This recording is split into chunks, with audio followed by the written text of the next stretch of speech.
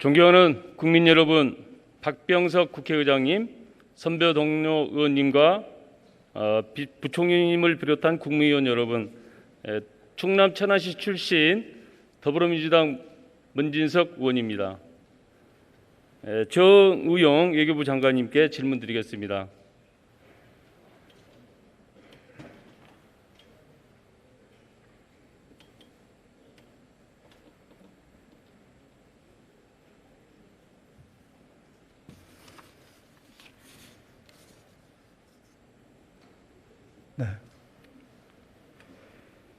최근 후쿠시마 원전 오염수 해양 방출과 관련하여 국민들의 우려가 커지고 있습니다. 정부는 2018년 8월 일본이 원전 오염수 해양 방출을 고려하고 있다는 것을 인지한 시점부터 현재까지 일본의 해양 방류 방침에 단 한 번이라도 동의한 적이 있습니까? 없습니다. 그동안 이 문제에 대해 미국이나 중국과도 여러 의견을 교환한 것으로 알고 있는데 공식적이든 비공식적이든 대화 채널에서 단 한 번이라도 일본의 해양 방류에 대해서 동의한 적이 있으십니까? 없습니다. 앞으로도 일본의 원전 해양 방출에 대한 정부의 반대 입장은 변함이 없는 거죠? 반대를 한다기보다는 우리 국민들의 건강과 안전을 최우선으로 하면서 한 3가지 정도를 일본에게 줄기차게 일관되게 요청을 하고 있습니다. 하나는 충분한 과학적 근거를 제시하라. 또 그러한 정보를 충분히 공유를 해줬으면 좋겠다 하는 것이고요. 두 번째는 우리 정부와도 사전에 충분히 협의를 해줬으면 좋겠다. 그리고 이제 끝으로 앞으로 IAEA 국제원자력기구의 검증 과정에 우리 전문가 또는 연구소 대표가 참여할 수 있도록 보장해라. 이 3가지 여건이 마련되고 또 우리가 볼 때 IAEA 기준에 맞는 적합성 절차에 따라서 된다면 저희가 굳이 반대할 건 없다고 봅니다. 예, 장관님, 후쿠시마 원전 오염수 해양 방류에 정부는 가능한 모든 조치를 강구하겠다고 발표했습니다. 그렇습니다. 예, 곤혹스럽지만 우리의 동맹인 미국이 일본의 원전 오염수 해양 방류를 지지한다고 밝혔고요. 방한 중인 존 케리 미 대통령 기후 특사도 어제 기자간담회에서 IAEA와 일본 정부 협의를 신뢰한다고 그렇게 말한 적이 있습니다. 그다음에 4월 3일 그런데요. 4월 3일 미 FDA 홈페이지에는 후쿠시마산 농축수산물의 수입 규제 연장을 명시했습니다. 네. 미국 내에서도 상반된 행보입니다. 지난 17일 케리 특사와 면담하신 바 있으시죠? 그렇습니다. 거기서 면담하신 중간에 미국의 정확한 입장이 어떤 것이라고 판단하신 게 있습니까? 케리 특사가 어제 출발 전에 기자회견에서도 밝혔습니다만 미국 정부는 일본 정부가 IAEA와의 협의를 충실히 하고 또 IAEA 기준에 적합한 그러한 조치를 하는 것을 전제로 그러한 입장을 밝힌 걸로 알고 있습니다. 우리의 주장이 끝까지 받아들이지 않는다고 한다면 또 미국의 개입과 설득이 불가능하다고 한다면 국제사회와 연대가 좀 필요해 보이는데요. 현재 러시아, 대만, 중국 같은 나라들이 일본을 규탄하는 입장에 있지 않습니까? 그렇습니다. 예, 또한 국제 감시단을 좀 만들어야 된다는 그런 의견도 있습니다.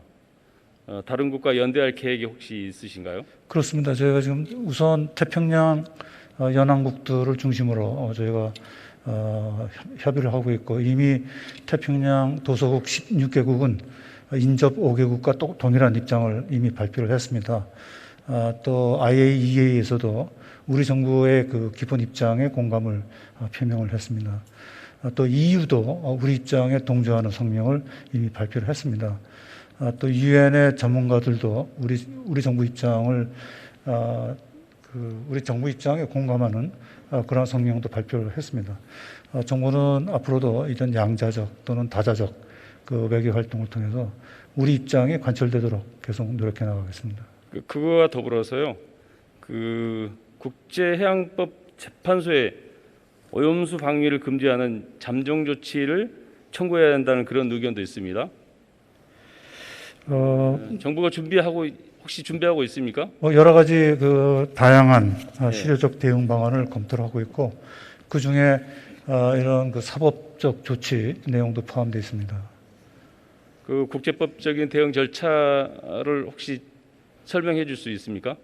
그것은 우선은 이 일본이 투명한 정보 공개, 또 충분한 협의 이러한 의무가 있기 때문에 국제 유엔 해양법 협약에 따라서 그러한 의무를 철저히 이행하는 것을 제가 지켜보고 일본의 그 조치가 미진하다고 판단되면 국제 해양법 협약에 따른 국제 분쟁 해결 절차에 회부할 수도 있다고 봅니다. 그래서 이러한 가능성을 모두 놓고 저희가 일본 측과도 계속 협의를 하고 또 여러 가지 다양한 방법을 강구해 나가도록 하겠습니다. 네, 후쿠시마 원전 오염수 해양 방출은 우리 어민들의 생존권은 물론 국민의 안전과도 직결되는 문제입니다.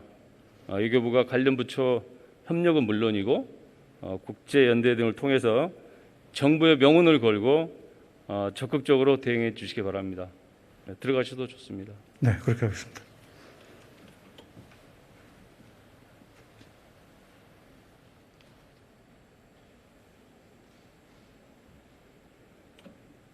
존경하는 국민 여러분, 후쿠시마 원전 오염수 해양 방출에 대해 절대 반대한다는 정부의 방침은 일관되고 명확합니다. 하지만 여당은 대비로 외부 공개가 제한된 내부 보고서 중 일부 전문가의 의견을 꺼내 마치 정부의 입장인 것처럼 애곡하여 공개하였습니다. 또한 정부가 반대가 아닌 우려라고 표현했다며 미온적이라는 말장난을 하고 있습니다. 야당 대표마저 일본 따위의 빌미를 제공해서는 안 된다며 정부를 비난했지만 오히려 비공개된 보고서를 왜곡하여 공개함으로써 일본에 빌미를 준 것은 바로 야당입니다. 실제 지난 4월 16일 일본의 지지통신에는 이러한 국민의힘의 주장이 그대로 기사에 실려 일본 전역에 보도되었습니다. 후쿠시마 오염수 방출 문제는 정쟁의 대상이 아니고 국익에 관한 것입니다. 정당을 떠나 한 사람의 국민으로서 당부합니다. 국민의힘은 국익 앞에 함께 힘을 모아주십시오. 다음은 홍남기 부총리님께 질문드리겠습니다.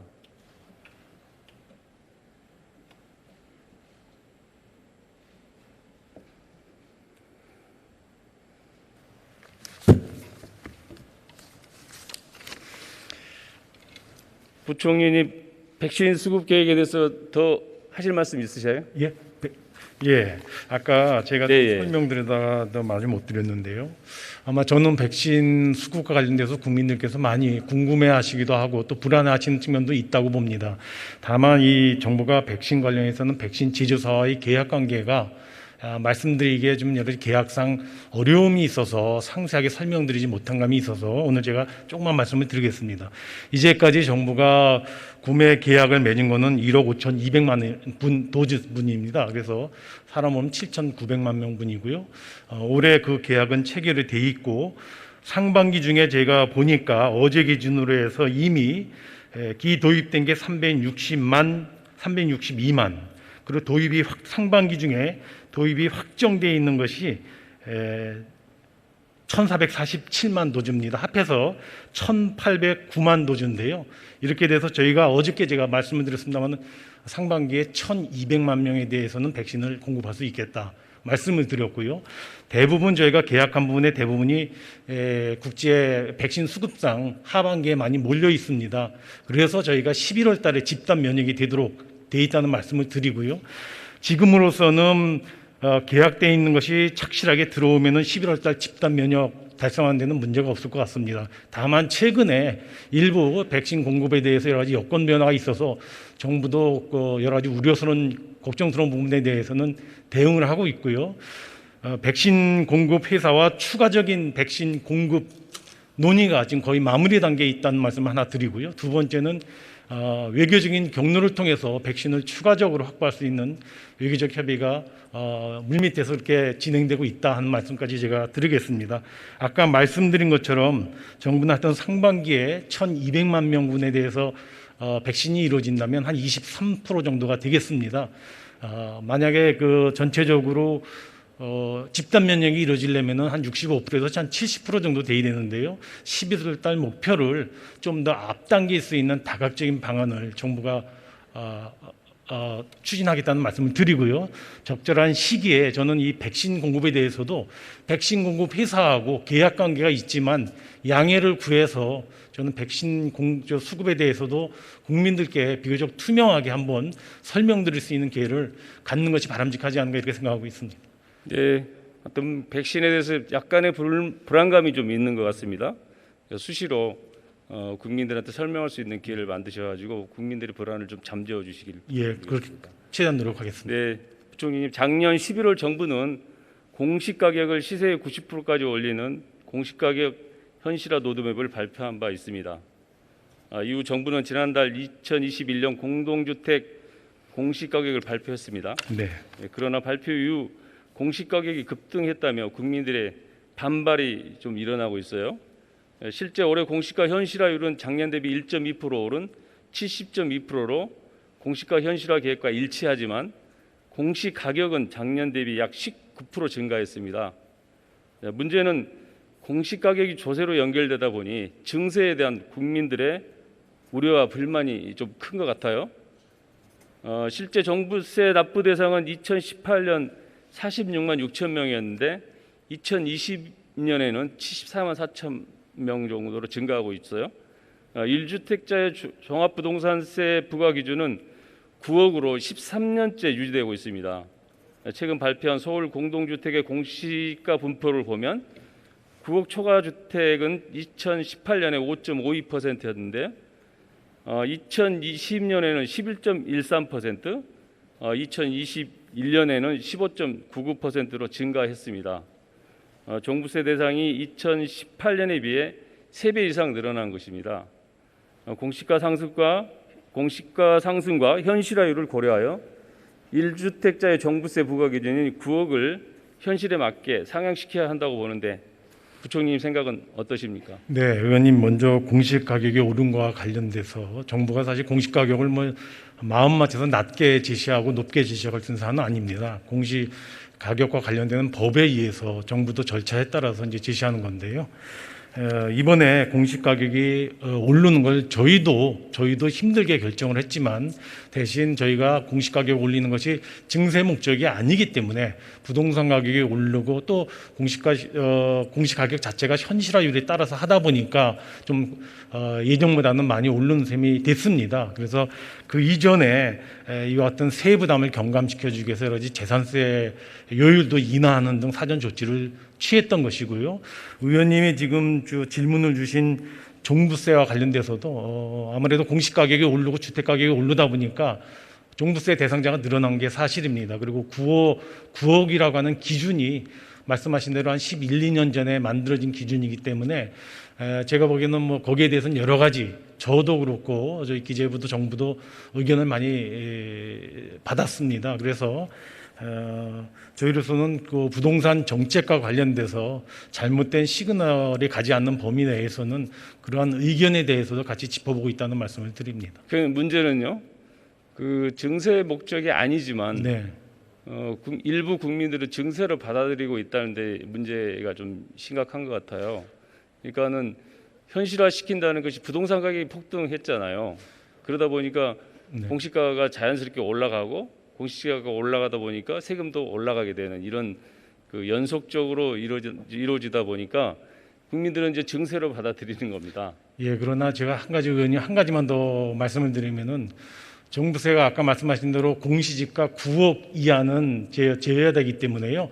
사실상 주택 가격 13, 4억, 한 13억 내지 14억 정도 시가 그 미만의 주택에 대해서는 종부세가 부과되지가 않습니다. 그래서 사실은 종부세를 내는 계층은 전 인구로 볼 때는 몇 퍼센트 안 됩니다. 그래서 대부분의 국민들은 종부세를 낼 대상에 포함이 안 돼 있고 사실은 전혀 관계가 없는 사안인데요. 그럼에도 불구하고 예, 그러나 종부세를 이제 새롭게 부과받게 되는 15% 분들, 육박하고 있다는 것은 그렇게 네, 간단하게 그래서 볼 일은 아닌 것 같아요. 그런 분들은 네. 아무래도 좀 피부로 와닿기 때문에 정부로서도 종부세 제도에 대해서 혹시 민의를 수렴할 수 있는 영역이 있는지를 지금 살펴보고 있다는 말씀을 이 드립니다. 공시지가 현실화에 따른 세부담을 낮추기 위해서 우리 정부에서도 6억 이하의 주택에 대한 재산세 감면을 발표했지 않습니까? 예. 근데 이것도 좀 실제로 살펴보면요, 감면 혜택을 받은 6억 이하 주택이 2018년에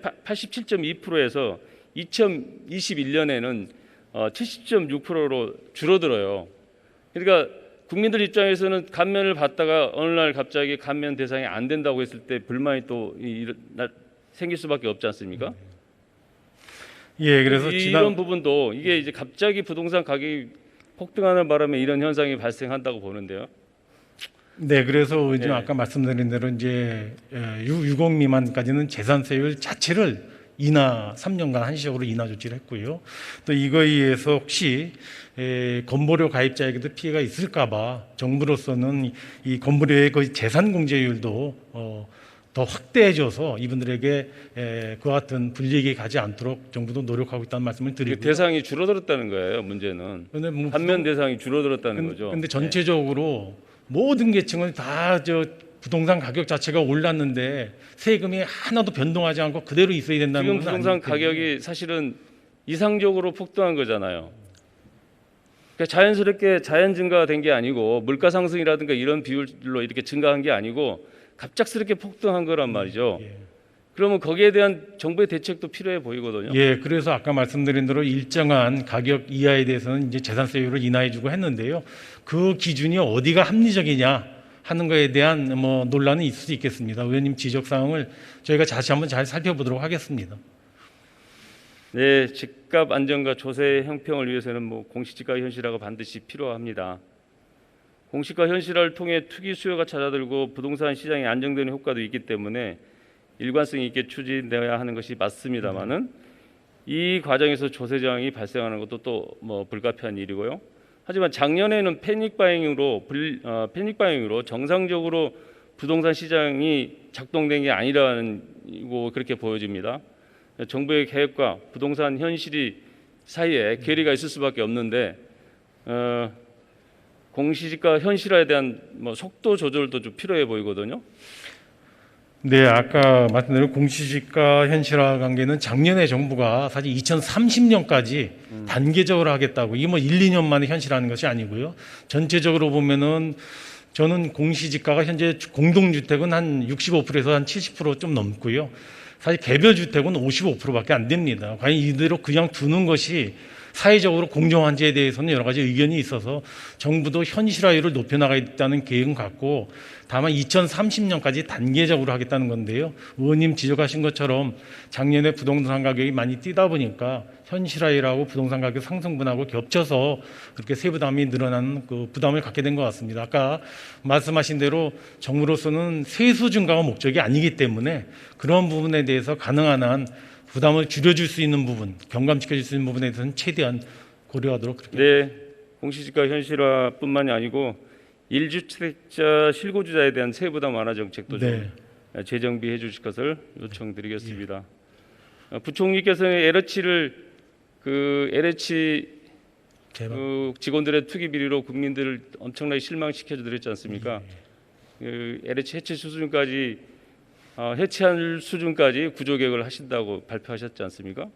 지금 어느 정도 잘 진행되고 있습니까? 예, 지난 3일 말에 이번에 LH 사태를 계기로 하는 투기 재발 방지 대책은 이미 발표를 해서 후속 조치를 취해가고 있고요. 의원님께서 말씀 주셨던 LH 자체의 혁신 방안에 대해서는 현재 한 세 갈래로 검토가 진행 중입니다. 하나는 거의 인력 규모 10,000명 정도에 이르는 LH를 어떻게 조직과 기능을 합리화할 것인지 그 한 갈래고요. 두 번째는 LH 직원들이 이번 사태와 같이 투기 재발이 일어나지 않도록 하는 그런 통제 장치를 갖추는 게 두 번째고요. 세 번째는 LH라는 공공기관 자체의 경영 혁신 강화 방안입니다. 그래서 두 번째 방안은 지난번에 정부가 3월 말에 발표해드린 투기 재발 방지 대책이 LH에 대한 더 강력하게 작동이 되는 거기 때문에 이미 상당 부분 내용이 구성이 됐고요. LH 경영혁신 방안은 여러 가지 LH가 다시 한번 경영을 좀 새롭게 할 수 있는 뼈를 깎는 경영혁신 방안이 좀 담겨 있습니다. 가장 중요한 거는 이제 아까 LH의 기능과 조직을 어떻게 재편할 것인가 하는 문제인데요. 이 문제에 대해서도 관계부처 간에 어느 정도 검토가 마무리돼 가고 있습니다. 정부로서는 LH 조직 자체에 대한 기능, LH 조직과 기능에 대한 검토가 마무리되면 저는 뭐 다음 달 초중반에는 국민들께 발표해드릴 수 있지 않을까 이렇게 생각이 되고 열심히 속도를 내고 있다는 말씀을 드립니다. 네, 자리에 들어가셔도 좋습니다. 예, 서욱 국방부 장관님께 질의드리겠습니다.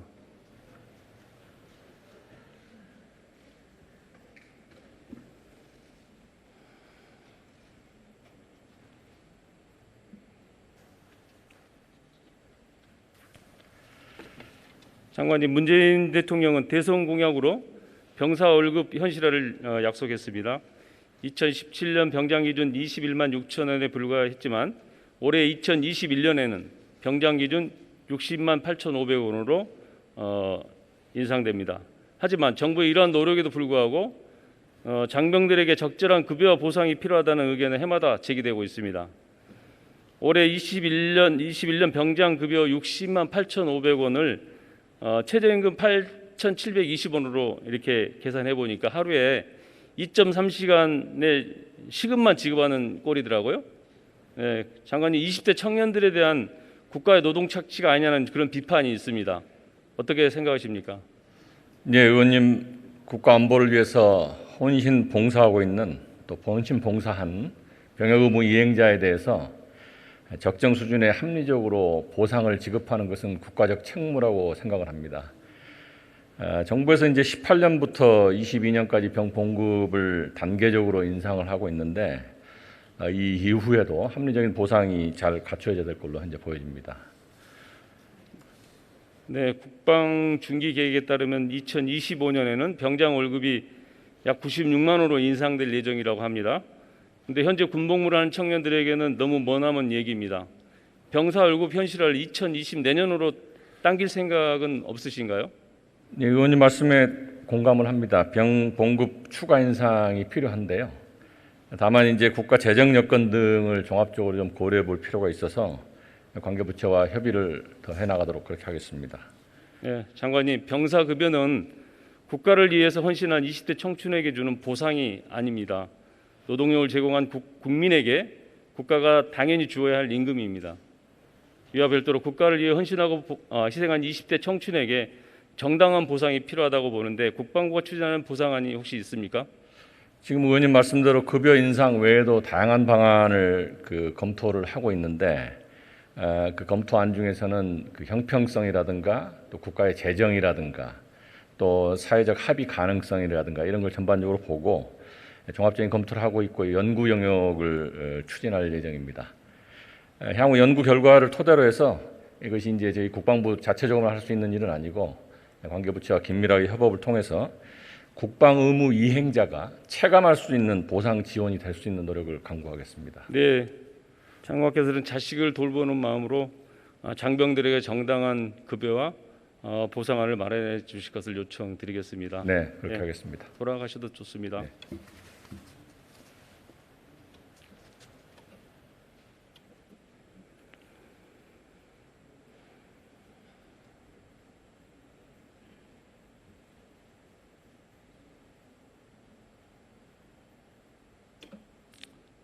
존경하는 국민 여러분, LH 직원 부동산 투기로 국민 여러분께 큰 실망을 안겨드렸습니다.